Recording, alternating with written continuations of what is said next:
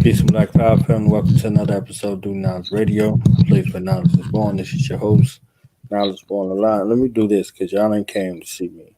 I need y'all to see who in the building, okay?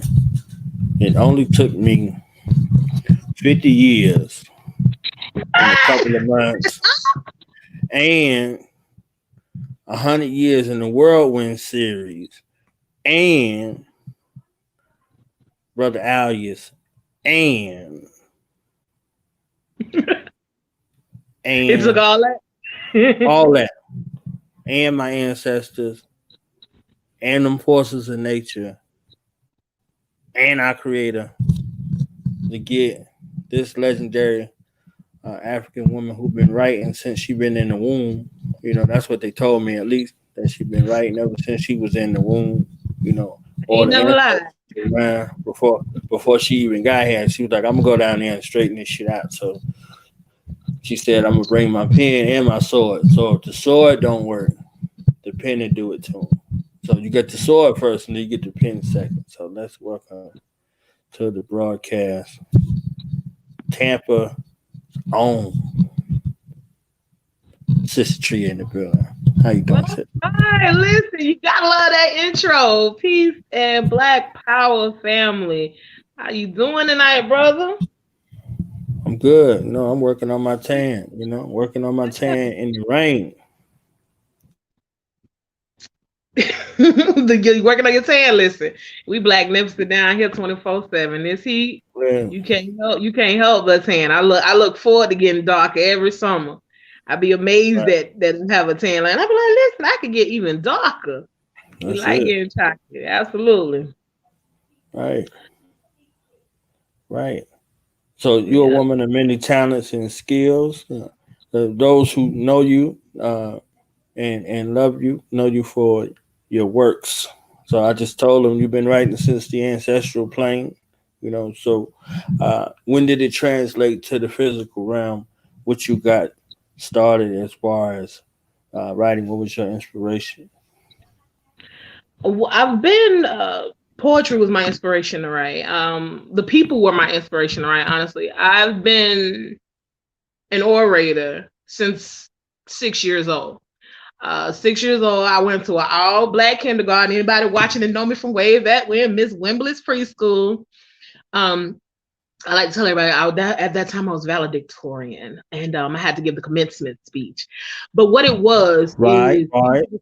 It was a speech called "I Am Somebody," and the speech literally named so many African Americans who, at the time when the speech was written, I think in like the 60s, had done things that, you know, the African American, you know, those African American first, but a lot of those genius things.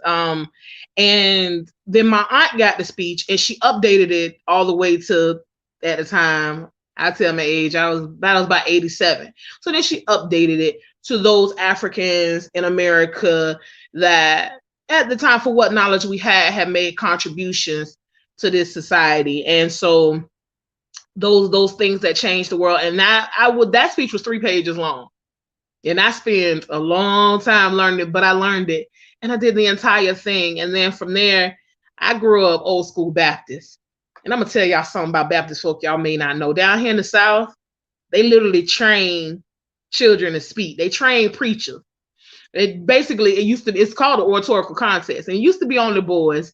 But then, you know, as things transition, girls were allowed to be in it. But it's literally training you how to speak like a preacher. And so I did those competitions for years. And that's where that started. But writing, actually putting pen to paper, I published my first book in the 1st grade. It's called Safety Dog. Now I misspelled safety, but it's my first publication. My aunt still has it. I grew up around teachers. So I grew up in a time where you had, if you wanted to know what a word was, you had to go to the bookshelf, tumble down that giant dictionary bigger than you, walk it to the table and flip through it. From the moment I was able to read, which was about 4 years old, you weren't allowed to ask what a word meant. You had to go to the dictionary and get there the best you could. And if you didn't make it, then you got help. But you could struggle 30 minutes to an hour Those Black teachers got patience. So I grew up in a village of powerful women who did that. I grew up old school. My mama had a house on one end of the block. My great grandmother's house was at the other end, and family was always there. So that's where writing started for me. And then as far as coming into poetry with a political message, freshman year in college. Freshman year in college was the first time for me that police shootings were front and center. Believe Brother Amadou was the year before, like 99 or something like that. And I was in high school at the time. And it was a couple of other brothers, and just the torture. And the ancestors speak through me. So I've always had dreams. And when people go, like sometimes I've been in the midst of people's goings in my travels in the astral plane. So I had to write to get it out. And that was the first time I realized there was something different between me and other Black folk. Because the first time I did that, I did a poem. I don't remember word for word right now because I was young. So I was literally pretty hurt by the response I got. But the name of the poem was Put That in Your Pipe and Smoke It. And it was a pretty passionate piece about killings and the things we allow to happen. And I remember it was at a AKA sorority open mic. And apparently it was a little too abrasive for them.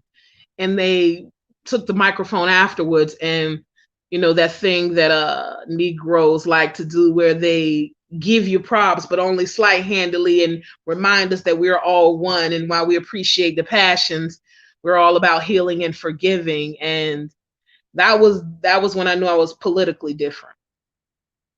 Yeah, so that is when the evolution of the writing started. And the Sista Tria literally happened, as I was telling you earlier. I used to have a blog talk show and called All Black Everything.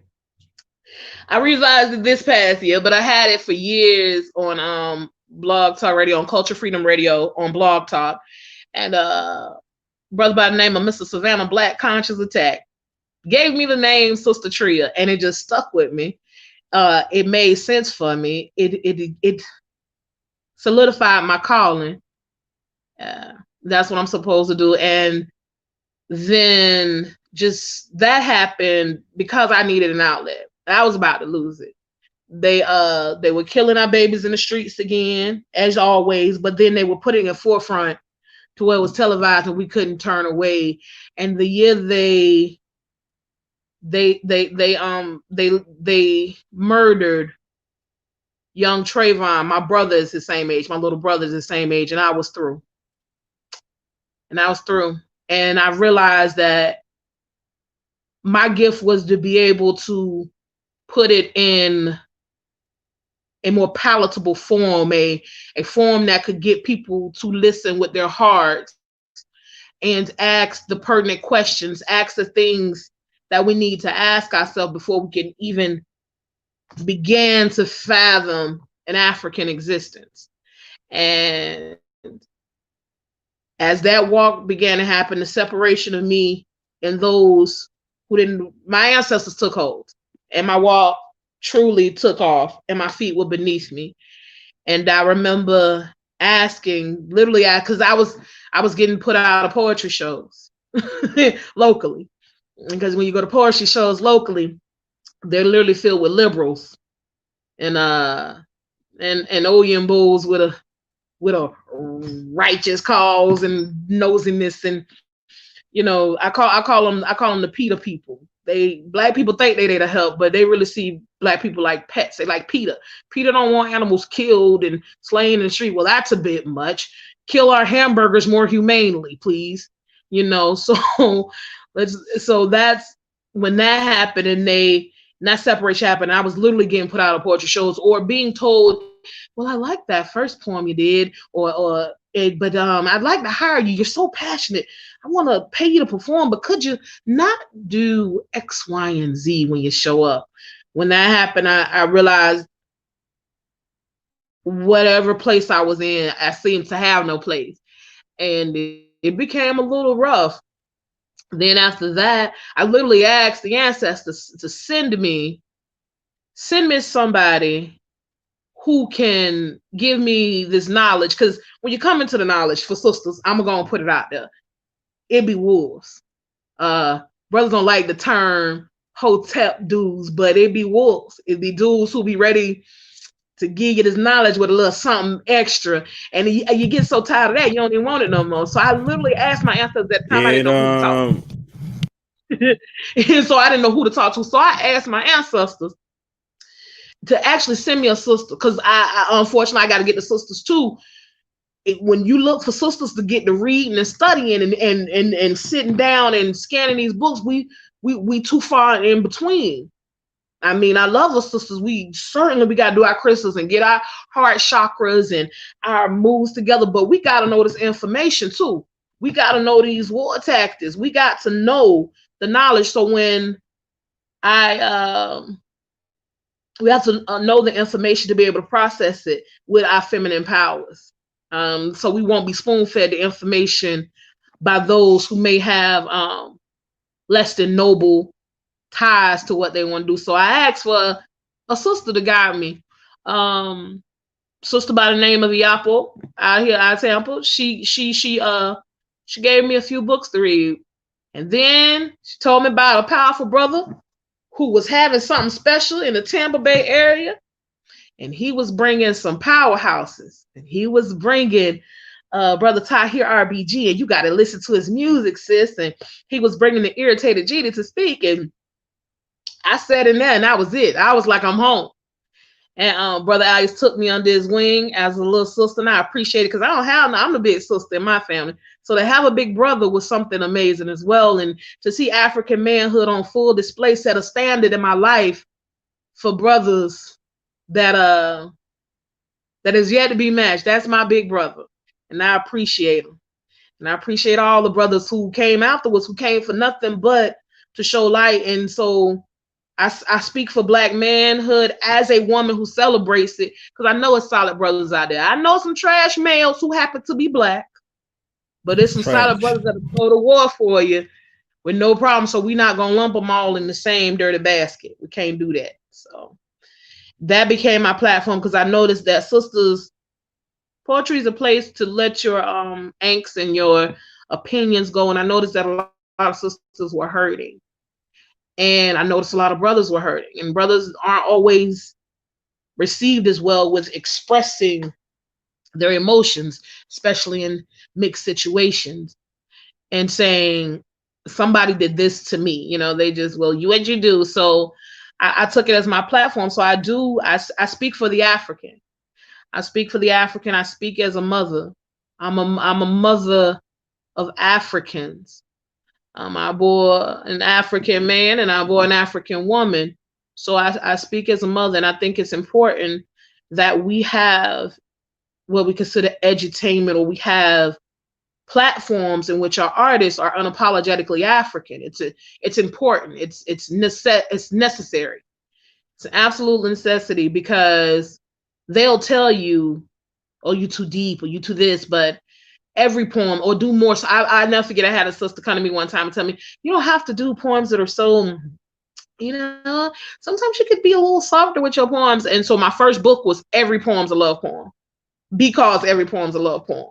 Because when I speak about the atrocities done upon Africans, it's a love poem. It's because I love you. When I tell you that you have no business mixing with those who were put on this earth for your destruction, it's a love poem. It's because I love you. I don't do it for no reason other than I love you. However it come out, it's I love you. It's supposed to come out that love ain't always sweet. And even if it is sweet, honey is sweet. But if you pour honey on ants, they're gonna drown. So too much honey will suffocate you. So honey can sweeten, or it can take you out. It can heal, or it can drown. It's supposed to do its job. So every poem's a love poem. So that's how we get to this point. That's how we get to this point. And I'm always down for when Africans call me to do the work. I feel honored. I feel honored. I feel honored because there's months when I'm hiding. There's months when the ancestors have said, take a time out and reflect, sit in the cut. And then there's times when Sister Tria done got her feelings and sit in the cut, but y'all don't never let me sit long. So I know what my mission is, and I know why I'm here, and I appreciate those who give me the opportunity to fulfill my calling.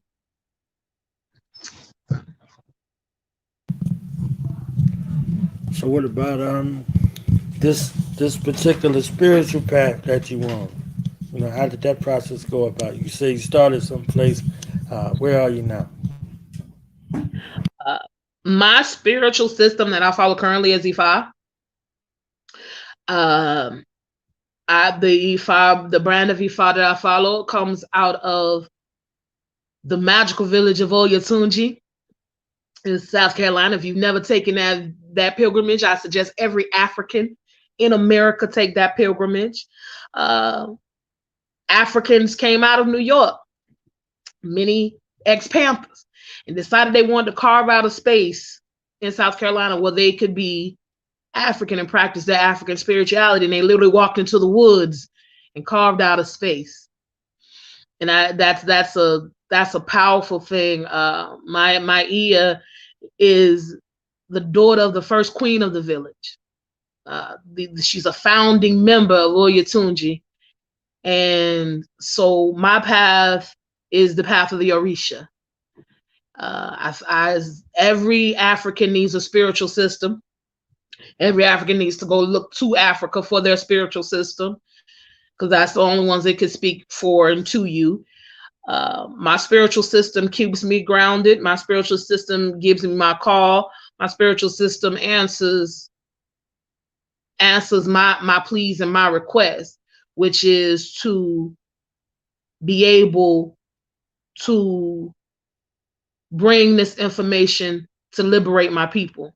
When I go to Ifa, when I go to my Ori, that is the path I ask to be cleared for me, to be able to give this information to my people and to save Africans and not leave my bloodline destitute. You got to be specific. And that's the path I'm on. That path literally happened at a Marcus Garvey Day event. On that particular day, they had someone doing acupressure. On that day, I stopped smoking. On that day, I purchased David Walker's Appeal. On that day, sisters from the Olori Temple here in Tampa poured libations. It was the first time I'd ever seen that ritual done. And then they told me they had a temple here. And Olori Temple is a magical place. Any African that can reach out to those sisters, it's a beautiful thing to see and do and be a part of like no other. And sorry about that. And so what happened at Olori Temple is it worked differently than typical Ilays. Ilay is the house, a spiritual house that you may be a part of. And what happened there is what Olori Temple did was it made it plain for us Africans who had not been a part of such a beautiful experience. And so it incorporated things where those of us that grew up in a traditional African American type Christian setting, it gave us glimpses into the Orisha and how to worship and how to practice and what happens there. And from there, then you seek, if you choose to, you seek your own path with one of the priests or priestess in the Ile. And if you want to choose and you say that's your path, because every person's path is not Orisha. Every African's path is not Orisha, and that's okay. Get you an African system. There's one out there for you. Your blood leads back to Africa, and your people understood and understand that we are part of the greatness. So though there's nothing greater than ourselves, we operate on all levels, and we've been here since forever. And so our ancestors want to help us, and those that have ascended even higher want to help us. And it teaches how to propitiate to the ancestors, to propitiate to these energies that flow through all of us, and how to win. Because how you gonna win if you ain't right within? So it helps us how to win. So while we have Africans clearly laying out the blueprint, acting it out, we also have a spiritual power to keep us grounded, to help us see things. And every African, this melanin gives us all a some sort of psychic ability. You might be telekinetic. You might astro travel. You might speak with spirit. For me, whatever they call speaking with spirit, that's what I do. Whatever term you like to lay on that. And I pride myself on being a jele. That is what I do. It's my job to bring the story of the people, to make it plain, to make it exciting, to put you in the frame. So when I tell the story, you're there. So you understand your mission. And so I'm a storyteller. Poetry happens to be one of my avenues, but I'm a storyteller. Yeah. And that's the spiritual path I'm on. So how have these experiences and also this spiritual walk affected your storytelling ability, i.e., what translates to the page in regards to spoken word? It allows the ancestors to speak through me. It allows me to understand that the ancestors speak through me. And I've always known it was something else. But I get it a lot when I first started this. I get it where people oftentimes, when they pick up the phone and talk to me, they be like, hello? Because apparently my voice is different on the phone than what it is on stage. And so I definitely know those are the ancestors speaking through me. I've had it happen to me more than once. I'd be like, what do you want me to tell you? This is my voice. But you don't sound like you did when you performed this, that I am a vessel at that time.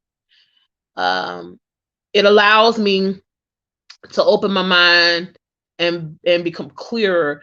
There are times when I literally wake up and before I can focus good, there is poetry coming off of my lips. I am talking. And I have to instantly wake up and either grab my phone or grab my pad that's by my bed, and I have to write immediately before I even forget, because there was a message that came through. There are times when a message comes for individual people, and I'm like, all right. There are times when the message comes for the collective, and I have things to say.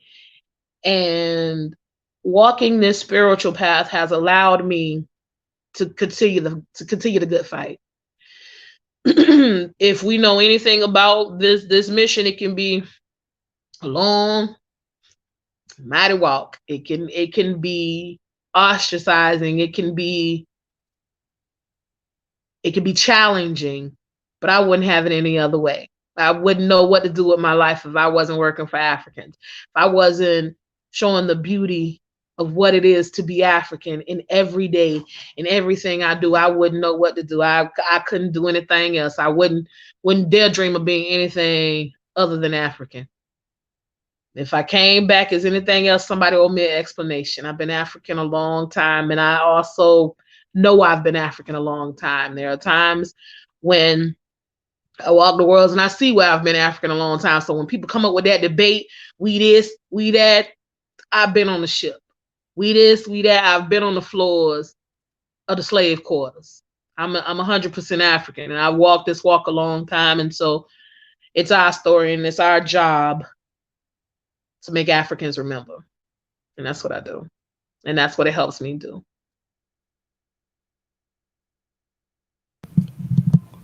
Now going to the stage performance, how important is that for a poet? And what kind of tips and advice could you give to aspiring spoken word artists that are out there that are looking to improve their performance? Okay, so complete transparency. I'm not a big fan of performing.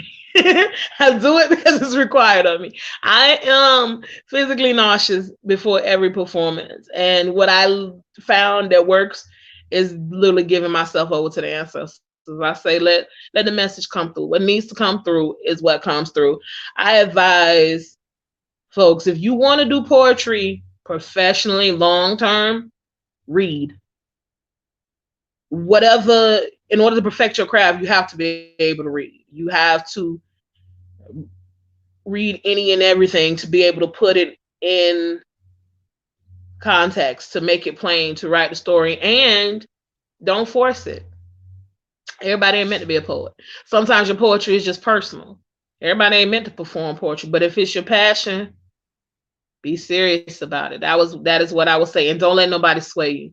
I'm gonna tell you what. One of my mentors, Mr. Cardinal Murcott, one of the first people to say, "Hey, you got something, and I want to hear it." I was a part of a group called the Black Gypsies, still a Black Gypsy, and he say, "You got something to say, you powerful, and sisters need to." So the sister, you need to be heard. And he wouldn't let me sit down. I wanted to sit in the audience and just be in awe of the greats, like my sister, Miss Wright, who took me under her wing and was like, "Nah, I'm taking you on the road with me, and we doing poetry." It's been so many wonderful Africans who just said, "You got something that even you can't see." And so for that, I can't never sit down. So I would tell an aspiring artist, if you can't sit still with it, if you got a message, the ancestors don't send you nothing on accident. You were sent here with a mission. You were sent here with a mission. That's what the whirlwind is. The whirlwind is literally Garvey's promise to us that he is an ancestral power for us, and he coming a million countless deep. Well, if you caught up in the whirlwind, you got to talk about it. You can't sit on this. It's a lot of people in this world that have lost their rabbit mind, and it's because they sitting on talents. They sitting on gifts, scared what other people gonna say. They sitting in shells, getting ate up from the inside. You got stomach issues, that's because you got something you ain't let go of. You got throat issues, it's because you got something to say.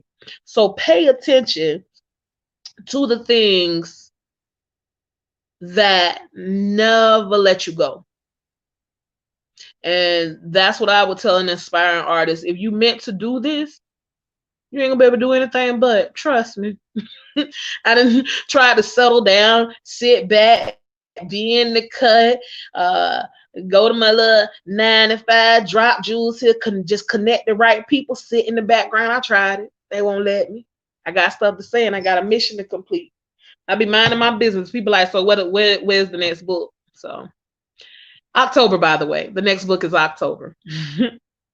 Okay, it's coming out for my birthday. So we can expect to see that then.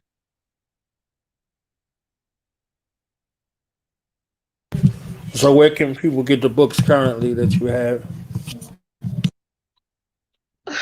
Currently, you would have to reach out to me for the book that I have, which is Because Every Poem's a Love Poem. Currently, it's not in publication, but we should have that worked out in about 2 weeks. We're out, put it like that.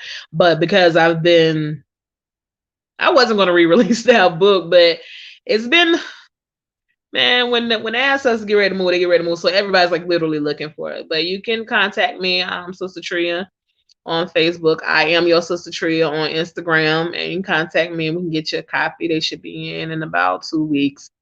I sat down and sent those to the publisher a few days ago because it's here, so I'm gonna get it done. Yeah. Okay. So this conference, what can we expect from this experience from you? So for the 100 Years in the Whirlwind Conference, you can expect Sista Tria and the ancestors gonna come a million countless deep. That's how we coming.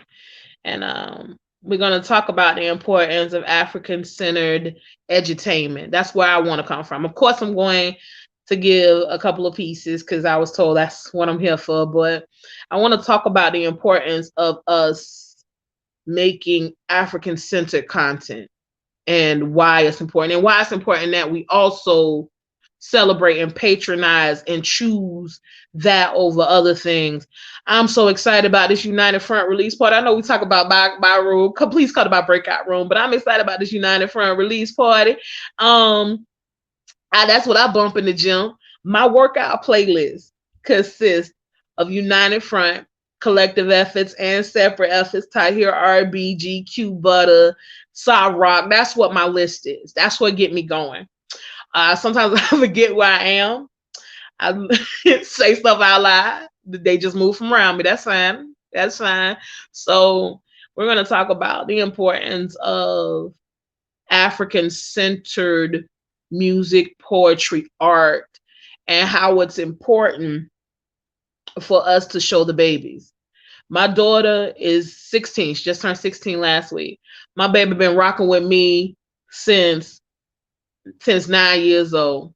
I found the pictures the other day. My baby worked the door at the Warriors conference in 2015. She's sitting there afro full with her fists up. She been rocking with me since the beginning. And then we walked the road that others didn't walk, you know, because they was my family thought I had lost my mind. They was trying to save my baby. But so it's important that we have these things, because if we know anything about music, whatever genre of music you like, when it resonates with your spirit, it keeps you motivated. When you come across poetry is a wonderful art form that we can't let die or be just reduced to slams and entertainment. It's important to read poetry. Bob Baruti is one of my favorite poets. I don't know if everybody knows that he has books of poetry. And reading Baba Baruti's books made a tremendous difference on my life. Giving Baba Baruti one of my books. I opened for him and Mama Ya a few years back in Jacksonville. I almost lost it. Brother Umar called me up. He was like, we want you to listen, say less. We on the road. We coming. And so we have to know that the art forms, Africans created art. Art is a part of culture. Art tells the story. The Jele is the storyteller of the village. The European, the French use the term the griot. I say, okay, because I'm griot, drop the G. That's fine. I'll be that. That's what I do. And it's important for us to keep these art forms going, to know that an African-centered artist is just as powerful as your lecturer. The message is just as strong, because that artist is going to make that lecturer's information palatable to those who may not listen. I'll never forget, Bomani has a song called Reading, prime example. When I first heard that song, there were books in that song. I had that song filled up my library or something. Like, there was books in that song that I hadn't read. Now, we get these things and you say, well, is it really that important? How can it not be? There are times that artists have led me to knowledge, to speakers, to authors, to the greats. And it's important that we keep these art forms alive. So we're going to talk about edutainment, and we're going to do some poetry, and we're going to rock it out. We're going to have us a good time.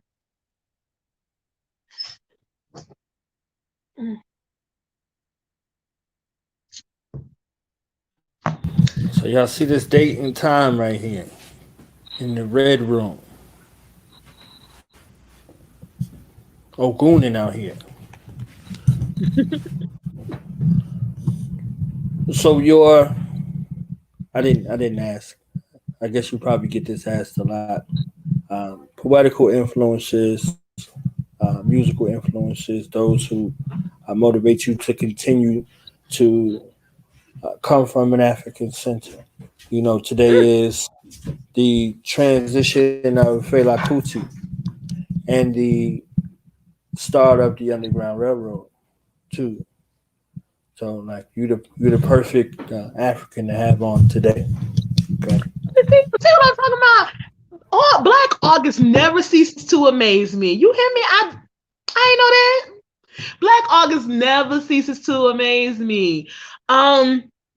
Last night, Brother Alex was telling me, he mentioned on the show that the Haitian Revolution started in August. Like, I gotta pull up some charts. Like, there has to be something Man, this month is stupendous. Blacknificent. You hear me? I'm sorry. I was just, yeah, I know. It's all But good. um, Yesterday was Corin Games as well, her transition, and her born day is on the mm, 24th. So, wow. Mm. So political Baba Molimba Baruti. Uh Baba Baruti, the first time I heard him speak, and the first time his book was in my hand, uh I felt home. Kebuka made it plain for me. Uh Kebuka was the first Baba Baruti book I read. Since it gave me the mission. Um the Honorable Amos Wilson. The Honorable Amos Wilson let me know I wasn't crazy. There was a time in the world where I was losing it. And the falsification of African consciousness pulled me from the ledge. When I say the ancestors walk with me, the ancestors speak through these books too. So when people are like, well, you know, it's not all in the book, you don't know what's in the book till you read it all. And if I'm having a conversation with you, or if I write it down, those are still my words speaking to you. So we do a grave disservice to our ancestors, to our elders, not to read the information they've risked life and limb to obtain for us. Uh, the Honorable Chancellor Williams, also the Honorable Francis Cress Westland, uh, the Elder Marimba and Mama Marimba Ani, Mama Yabaruti. The first time I sat through her Sisterhood series, I purchased it on DVD. I still have it on DVD. I sat my daughter down and we sat down with notepads and we walked through this beautiful information. Of course, the most honorable Marcus Mosiah Garvey. Uh, there are so many elders. Elder that I don't know how everybody else feels about him, but Booker T. Washington, the Honorable Booker T. Washington. When I first sat down and read his book Up from Slavery, I'm gonna tell you what it did for me. I grew up in a W.E.B. Du Bois kind of house, right? I grew up in that. I was raised to believe it was the part of the talented 10th, and I grew up with those folks. It made it plain for me. His book, that was amazing to me. The construction of Tuskegee was absolutely amazing to me. I went to a HBCU and I was like, Mary McLeod Bethune, I love her too. I went to Cookman. I went to a HBCU and I thought about the construction. So you mean to tell me y'all went out there, made the bricks, took those bricks, made the building, sold the bricks to the community to make money. Anything they ate, they killed, walked into the building and learned how to be doctors and lawyers and nurses. There it is. So there are quite a few. The elder Sada Shakur, definitely. When I picked up her book, so I'd read Angela Davis' autobiography. It was nice, but it wasn't me. But when I picked up Asada's book, for me in the early years, her background was very similar to mine. And in the type of household I grew up in the South, when she mentions her grandmother, it's like talking about my great grandma. So I saw this sister who came from similar things I came from and has made a mark on the world that we can't deny. And whose spirit, though she is still with us, spirit, I know many sisters evoke quite often, and it empowers us. Her energy is something that her story has led to many sisters moving in a powerful way. So there I could go on and all day about the wonderful elders and the my Iyo Oshugwade or the Olafime family. Yeye is a powerful woman. I say all the time, we have no idea how we're sitting at the feet of a revolutionary every time she speaks. And just to walk out in the woods and say, I want to be African in the 1960s, say what you will, but that's a powerful thing. I'm going to wear my African clothes in the 1960s. I'm going to walk away from New York, and I'm going to walk into the woods of Carolina and be African. So I am more than honored. I actually had the privilege of shaking hands with Africans that I admire. I get to be a fan of Africans I've sat down and broke bread with in their music and their artistry. I get to hang. Sister Afi's paintings are in my home. You know, these are beautiful things. So Brother Alice inspires me all the time. Like that, I listen. He made me read books because I want to be like my big brother when I grow up. So that's how I go. I be like, what book could you read now? So yeah, so I want to be like my big brother when I grow up. So it's so many Africans, and we have I encourage anybody, if you haven't gotten your ticket, this is an investment in your family. This is an investment in your future. You're not going to get this anywhere ever again. First of all, it ain't going to be in 100 years, but certainly you're not going to get it anywhere in this collective. And this is literally an international conference. And every question you ever had, if anybody is watching this now, in the future, time's not linear. We know that we Africans. Get your tickets. This is an investment in the future of your children. We've had a very testing year, but you know what it showed us? It showed us that we can homeschool our children. All of those questions and comments and concerns you had about homeschooling your children, it can be done. You're going to have educators at this conference that are going to show you exactly how to do it African-centered and how your children won't miss a beat. You're going to learn so many jewels and tools on how to be African. I hope the people that always ask me questions and I tell them to check out this person and that person know that all you got to do is sit down for a weekend and you're going to get every single question answered. If you ever wonder what happened to us, how we got here, where we're going, what we're going to do while we're here, it will be answered at 100 Years in the Whirlwind Conference, Centennial Conference. Do not miss it, Africans. It's going to be powerful. I'm excited.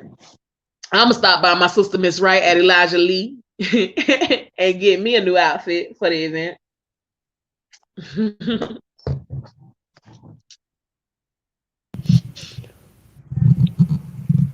So could we get a sample? Could we possibly get one before we go?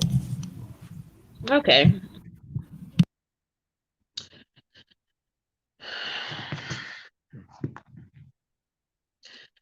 I remember when you weren't tired and ate fire in front of savages, left bloody footprints on forest floors, and slit the throats of rapists as they lay in the ecstasy of their crimes. I remember when you hid strategic plans of escape in spiritual melodies, sailing across amber waves of grain. I remember crimson stains.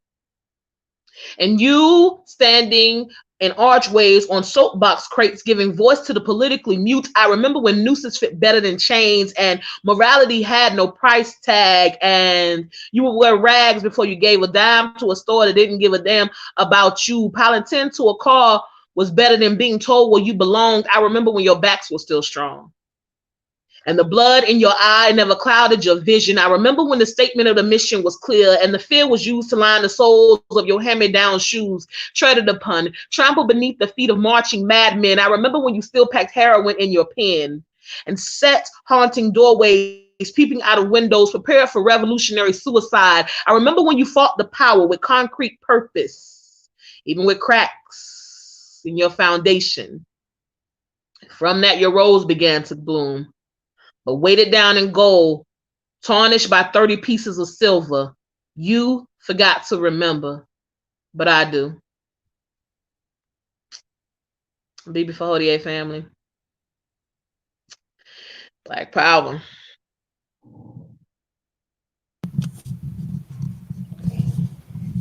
Can I say damn on my own platform? Can I say damn? Can I take a moment and just say, damn, you know? I remember when the blood in your eye did not cloud your vision.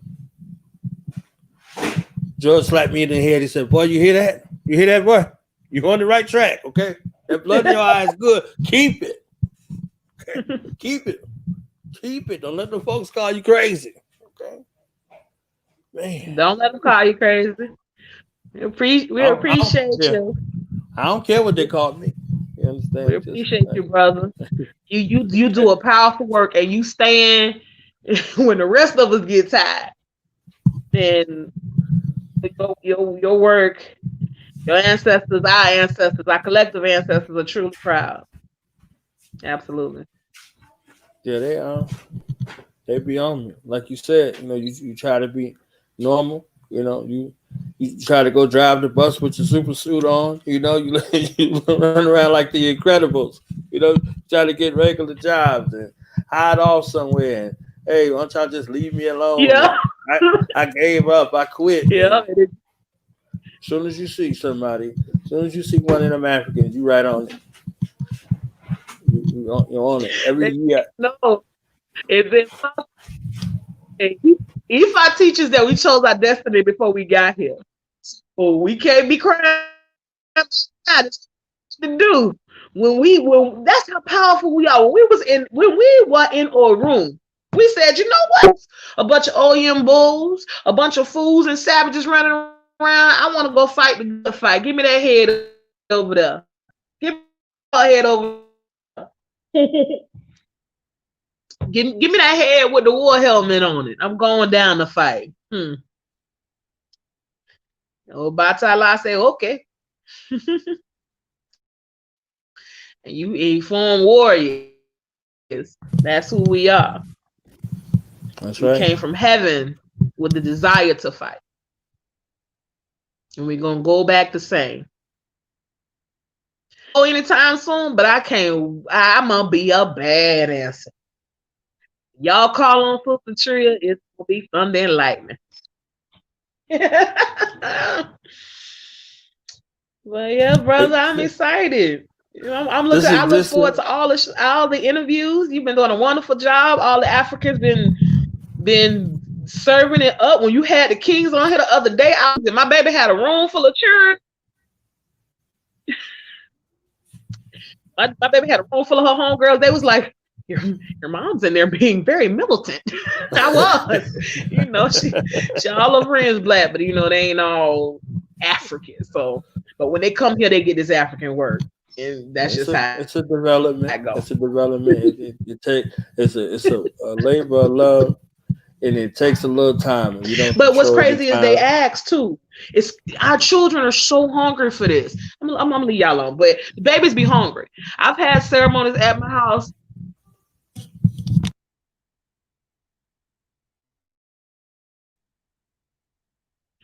I've had children at my house who seen us be African, because when you come to my house, my warriors are at my door. My ancestors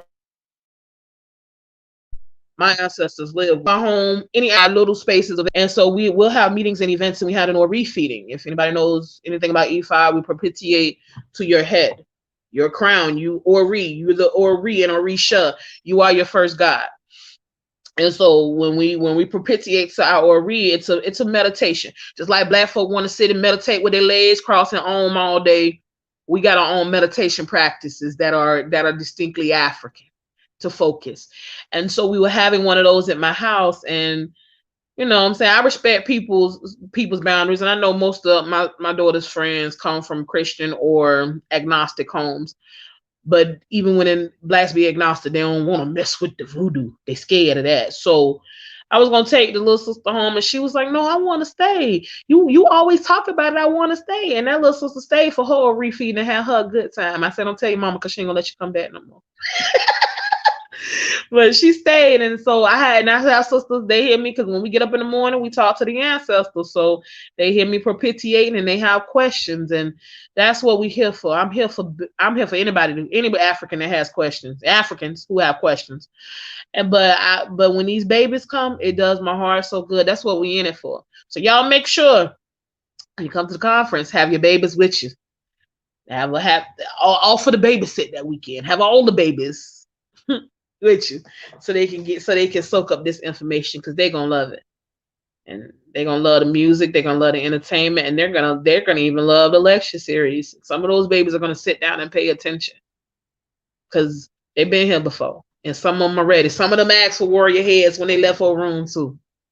So let's get it. Let's get it.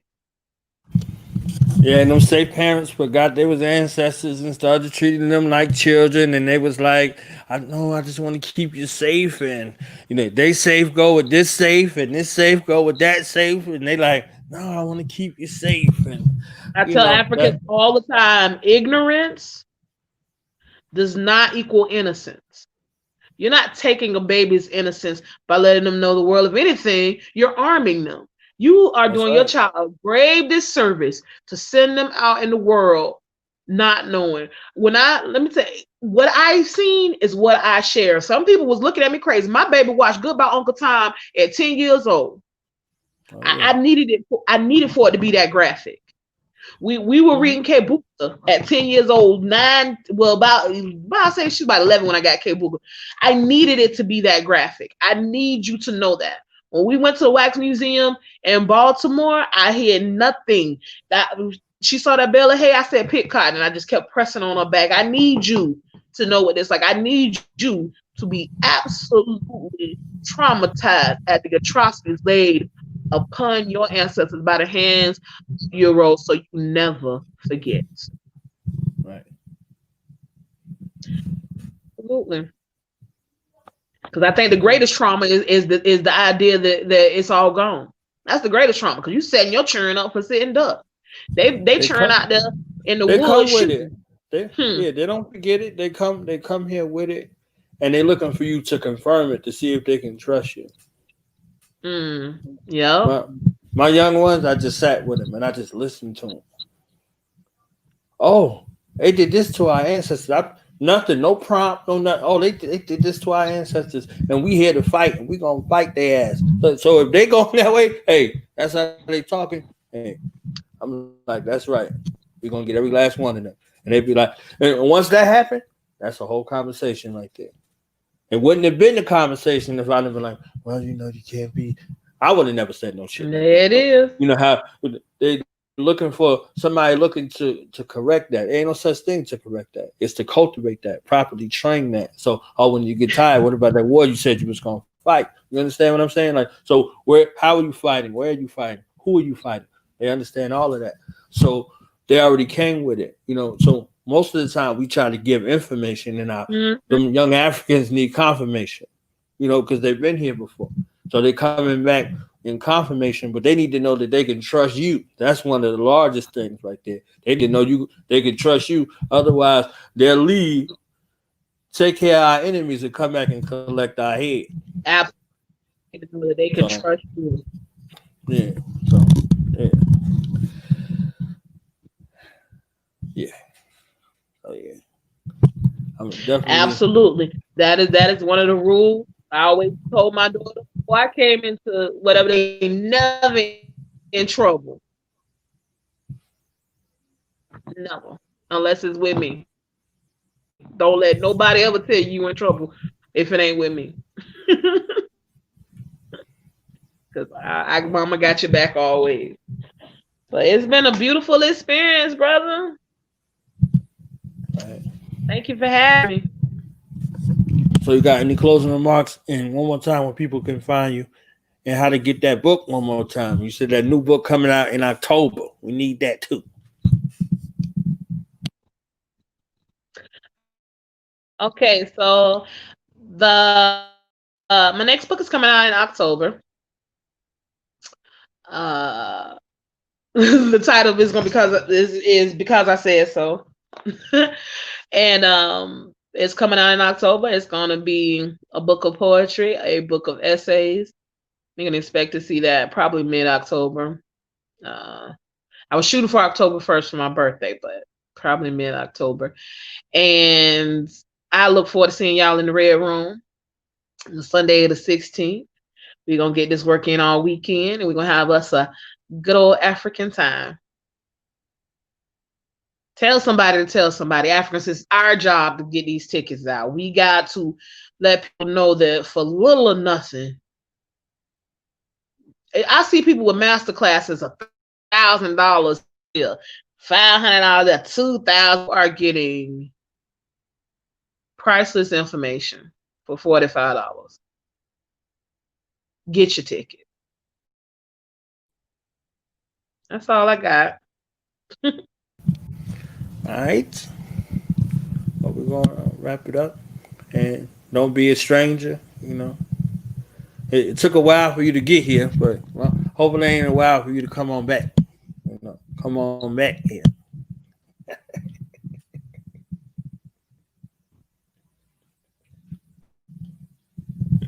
I'm not, brother. We work on some things behind the scenes. I'm with you. I'm with you. I'm excited. All right. So we got it. We decreeing that thing. So you enjoy the rest of your day, and that sun out there. That sun different out there in Florida. You know, get you some of that Florida sunshine.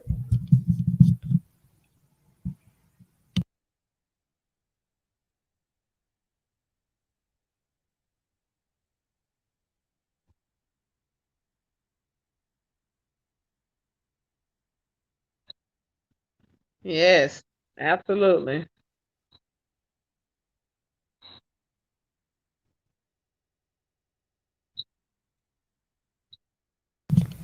All right, family. You know it. Gotta be prepared.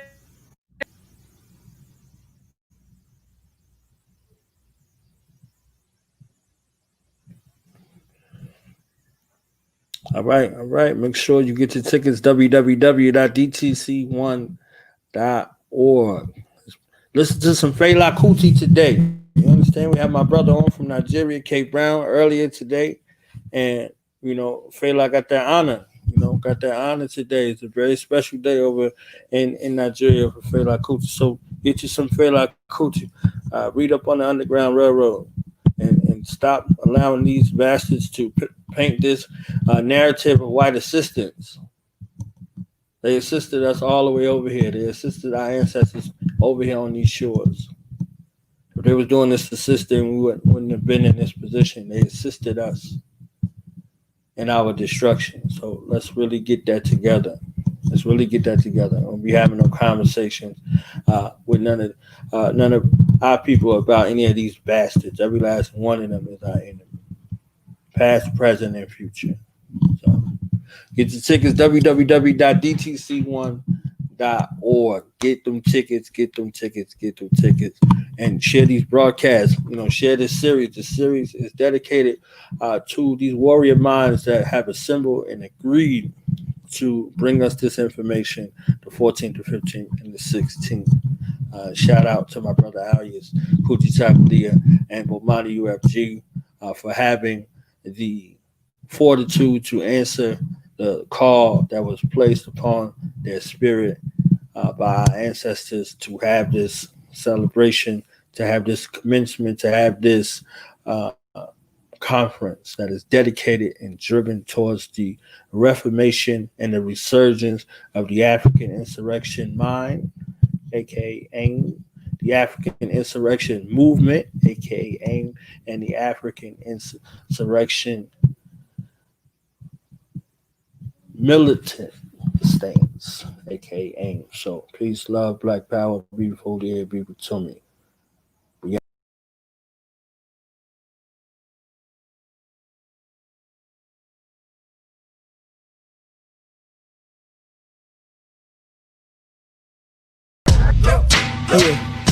Yeah. Now we gonna tell them. That in front. We tell them like this, yo. I'm an African. I'm a African. I'm an African. I'm a African. Yeah, y'all like that? No more. This man's mind is open. I'm an African. I'm a African. I'm an African. I'm a. Let's get back to the motive is best developed by recognizing the common enemy.